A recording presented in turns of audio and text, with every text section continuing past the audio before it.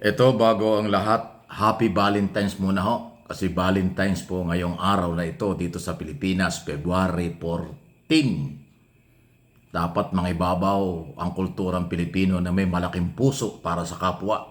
May pagmamahal sa kapwa, may pagmamahal sa gobyerno, may pagmamahal at malasakit sa ating mga batas at pamahalaan. Okay? Happy Valentine's po sa lahat ng mga viewers, followers, subscribers ng aking mga channel. MA Pinoy TV, ito po yon, at yung isang channel natin, Mike Abe Opinions. Pero ito yung ating pag-uusapan. Nako, hindi po makamove on ang mga kritiko ni Pangulong Marcos sa isyu ng suka. Dahil sa suka, lalong umasim ang mukha nila. Alam niyo yung issue ng suka, yan ang tarumpati ni Pangulong Marcos no sa Ilocos noong unang araw ng kampanya. Na meron daw inutusan lang magdala ng suka ay naging kandidato na. Ayan sabi ng Pangulo. Aba, sinakyan ng mga kampo ni Duterte. Si Rodriguez, si Bato de la Rosa, sino pa ba? Itong si Marcoleta tungkol dito sa suka. Pero ang isang nakapagtataka, ang babaw naman ito, attorney pa naman. Sabi nitong attorney JB Hinlo, sa bagay hindi ko kilala ito. Sino ba ito? Ha? Para daw hindi ma-impeach si Sara, iboto raw yung mga kandidato ni Duterte, sila. Para daw hindi ma-impeach. Ano ang ibig sabihin nun? Gusto nilang maging senador para pagtakpan si Sara? Ang trabaho ng senador ay gumawa ng batas. Hindi trabaho ng senador na magbigay ng proteksyon sa isang pamilya. Hindi trabaho ng isang senador na ibaliwala ang rule of law. Ang impeachment process ay nasa ilalim ng saligang batas. Pero ang sinasabi nitong mamang ito, abogado pa naman, kung gusto raw huwag ma-impeach si Sara, iboto sila. Wow! Anong klase yun? Ha? Ibig sabihin, tumatakbo sila, nahingi ng boto sa taong bayan para manalo, para bigyan ng proteksyon ang mga Duterte. Hindi sila nakatingin itong abogadong ito sa ibang issue sa Pilipinas. National security, West Philippine Sea issue, seguridad, ekonomiya, kahirapan, at marami pang iba. Ang tangi lang yung sinasabi, ganon. Hindi ma-impeach si Sara pag sila daw ay ibinoto. Wow! Hindi sila tagapagtanggol ng bayan. Tagapagtanggol pala sila ng Duterte. Kaya sila tumatakbo. Anong inyong masasabi niyan? Grabe. Ito, pakinggan po ninyo yung ilang pahayag nitong mga kandidato ni Digong. Ang inyong Digong Duterte. Pakinggan po ninyo. Representative Rodante Marcoleta. Ang suka, Yan. ang kalaban ng tanso. Yan, si ano ito? Si Vic Rodriguez. Ayan o. Rodriguez yan. Tanso naman ang kanya. Ang suka, ang kalaban ng Peking Ginto. Ayan, oh. Diploma ho ako at nakapagtapos ako ng kolehiyo. Alam natin kung bakit napakataas Yan. ng pangunahing pilihin sa ating. Marcoleta yan. Marcoleta. Ayaw ng West Philippine Sea. Hindi kumakain ng suka, hindi nila alam yun. Ang nakabimbing impeachment trial naman kay Vice President Sara Duterte ang binida ni Attorney JV Hinlo. Ayan, si Hindo. Gusto niyo ba na ma-impeach si VP Sara? Ipanalo niyo ang mga senador natin this 2025. Ayan o. Nagbabalita mula sa frontline. Yun lang pala ang gusto nitong attorney Hinlo ba yun? Hindi ko nga kilala eh. Ha? Attorney JB Hinlo.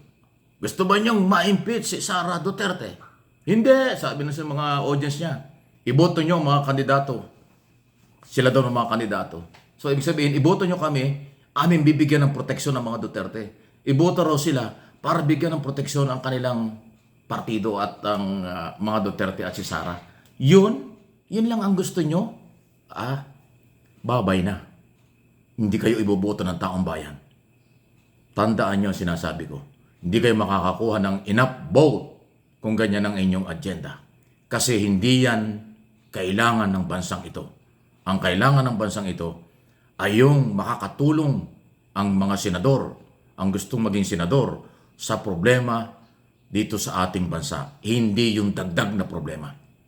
Hindi namin kailangan ng bagong problema. Hindi namin kailangan ng lumang problema. Ang kailangan ng lahat ng Pilipino at ng mga viewers dito at subscriber ng aking mga channel, pagbabago para sa kaunlaran. Pagbabago para sa katahimikan.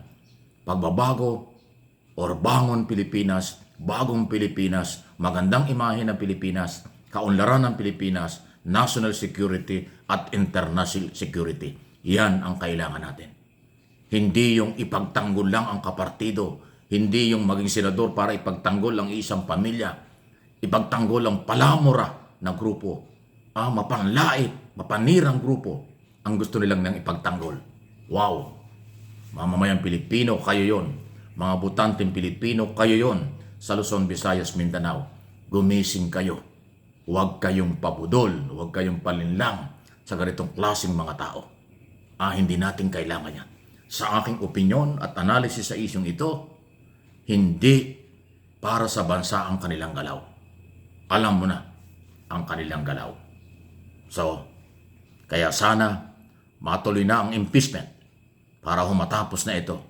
Kung guilty or not guilty, malalaman natin after trial.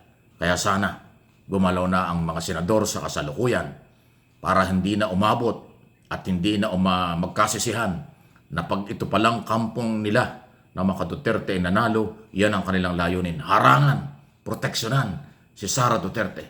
Yan pala ang kanilang gustong gawin. So, lalo pong nagising ang taong bayan dito. Kailangan nating iboto ay yung makabayan na totoo. Tutulong kay Marcos, kay Pangulong Marcos ng totoo. Hindi yung nagkukunwari lang, hindi yung nagsipsip lang, hindi yung nagbalingbing lang. Kailangan yung totoo na tumutulong kay Pangulong Marcos. Dahil pag sila pala'y nanalo, itong mga nagbalimbingang ito, nagsipsipang ito, mga nagkukunwaring ito, ang kanilang puproteksyonan ay yung nakaraang gobyerno pala. Hindi ang kasalukuyang gobyerno. Big challenge ito sa mga butanteng Pilipino. Kung 70 million ang voters na Pilipino, Luzon, Visayas, Mindanao, kasama ang mga Pilipino sa abroad, magpakatalino po kayo. Pangalagaan ninyo at proteksyonan ninyo ang kabataan Pilipinas, ang Pilipino, ang inyong mga anak at mga apo. Hindi yung kasalukuyang nakapwesto. Kailangan ang kinabukasan ng darating na panahon ng ating pangalagaan. Huwag yung makasarili. Huwag yung iisang pamilya, inuulit ko, ang pinagtatanggol at pinoproteksyonan.